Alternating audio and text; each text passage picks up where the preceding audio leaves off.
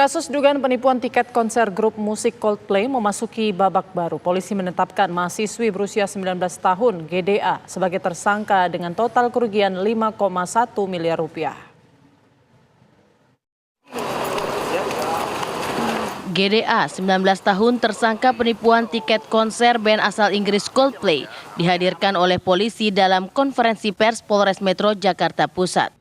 Tersangka GDA diketahui merupakan mahasiswi di salah satu perguruan tinggi di Jakarta. Dari tangan tersangka, polisi berhasil mengamankan barang-barang korban seperti tas, sepatu, dan sandal dengan brand ternama. Total kerugian mencapai 5,1 miliar rupiah dari 5 orang reseller atau sebanyak 2.261 tiket.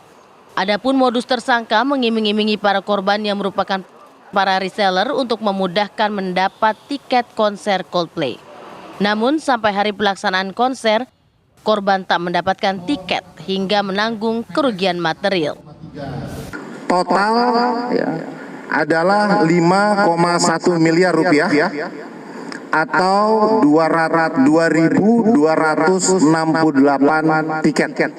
Hari Tonang, saya mengakui kesalahan saya dan saya akan mengikuti proses hukum dan kasus ini sudah saya serahkan ke pihak kepolisian. Jadi setorannya juga nggak langsung, tapi emang kita temenan gitu loh, kita pernah pergi bareng, pernah keluar kota bareng juga. Terus habis itu udah kayak sampai hamin semingguan gitu, hamin 2 minggu lah, itu belum ada kabar kalau dia tuh ngilang atau apa gitu loh. Dia selalu masih bilang tiketnya ada. Tiba-tiba yang tanggal 14 malam kan ketangkap di sini. Itu masih mau nyoba mikir kayak, ya semoga aja beneran ada tiketnya. Ternyata hari H bener-bener zong, nggak muncul, ngilang. Sementara itu, tersangka GDA terancam pasal 378 tentang penipuan serta 372 tentang penggelapan dengan ancaman hukuman masing-masing 4 tahun penjara. Dari Jakarta, Yoga Kuspratomo, TV One mengabarkan. Untuk mengetahui perkembangan terkini penyelidikan kasus dugaan penipuan tiket Coldplay, kita sudah terhubung dengan Kapolres Metro Jakarta Pusat, Kombes Pol Susatyo Purnomo Condro. Selamat siang, Pak Kapolres. Selamat siang, Mbak. Baik, Pak, ini pelaku masih berusia sangat belia ya, 19 tahun. Bagaimana modusnya sehingga bisa menipu para korban, bahkan ini total kerugiannya bisa mencapai 5 miliar rupiah? Baik, jadi hasil pemeriksaan kami memang diketahui bahwa GDA ini sejak tahun 2022 itu sudah menjadi reseller tiket. Jadi beberapa konser sebelumnya itu terbiasa untuk membeli tiket dan sebagainya. Hingga pada sekitar bulan Mei ada war tiket Coldplay, GDA ini sempat juga ikut war tiket dan mendapatkan 39 tiket dan itu sudah diserahkan. Nah, dari 39 tiket itu membuat para reseller itu percaya bahwa GDA ini mampu menghadirkan tiket pada saat nanti hari pelaksanaan konser Coldplay. Sehingga GDA berusaha meyakinkan bahwa akan ada tiket yang sifatnya komplimen karena memiliki kedekatan dengan perantara ataupun dari promotor Coldplay. Padahal berdasarkan keterangan dari GDA, dari Mei sampai dengan November, H-2 itu tidak ada komunikasi apapun dengan perantara ataupun pihak promotor. Sehingga itulah modus yang digunakan untuk meyakinkan bahwa GDA ini bisa menghadirkan tiket seperti pada konser-konser sebelumnya di mana GDA bisa menghadirkan tiket bagi para pelanggannya. Nah, kemudian mulailah dia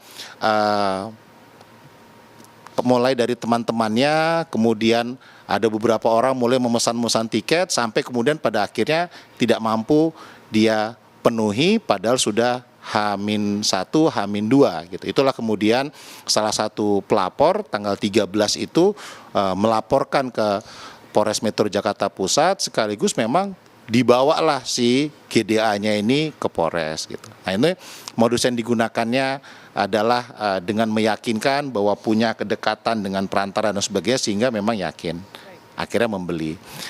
Begitu Mbak kurang lebihnya Mbak. Jadi artinya GDA ini sebenarnya memang kenal dengan promotornya atau tidak? Tidak ada orang dekat atau promotor atau perantara yang dia kenal yang mampu menghadirkan tiket itu hanya mungkin karena kebiasaannya seperti itu dia menunggu sampai 6 bulan dan GDA juga paham tidak akan ada war ticket yang kedua gitu. Tapi memang karakteristik kejahatan penipuan penggelapan ini kan memang ada andil dari korban juga gitu, 50% korban, 50% tersangka. Baik. Korban yang benar-benar ingin mendapatkan tiket, ingin mendapatkan dengan cara apapun bisa mendapatkan tiket. Kemudian ada peluang yang diberikan oleh GDA ini akhirnya melalui para reseller itulah sampai akhirnya tertipu hampir 5,1 miliar rupiah. Baik, tadi kan disampaikan bahwa sebenarnya GDA ini paham sekali tidak ada war ticket kedua. Artinya memang dia sudah merencanakan untuk menipu atau mungkin ini hanya ketidaksengajaan kemudian ternyata dia tidak berhasil mendapatkan tiketnya, kemudian dia bingung harus bagaimana.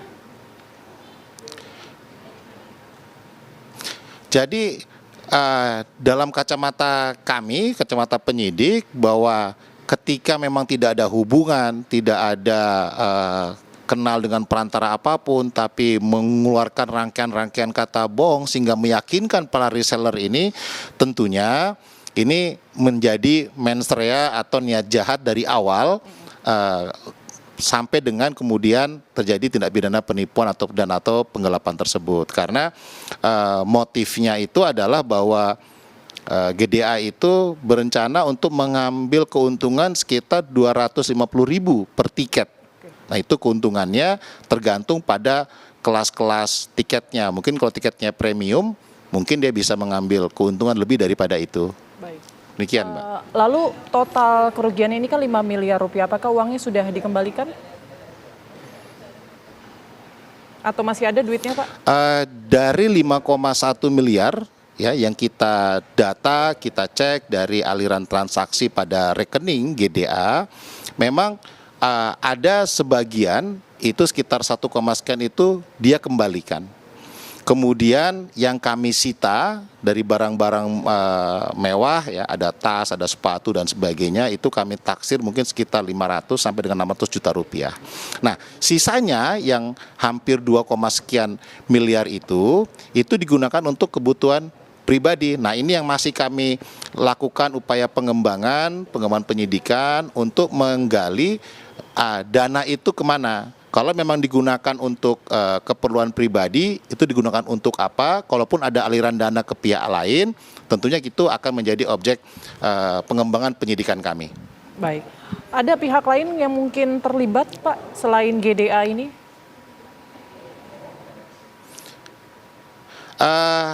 GDA ini intelektual dadernya ya, artinya aktornya adalah GDA.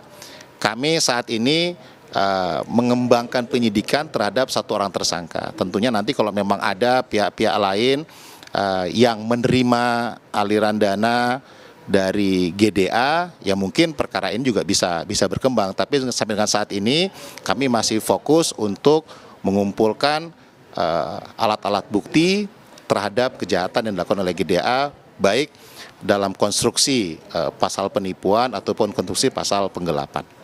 Baik, terima kasih banyak Pak Kapolres Metro Jakarta Pusat, Kombes Pol Susatyo Purnomo Condro. Terima kasih telah bergabung bersama kami di Kabar Siang. Selamat siang Pak.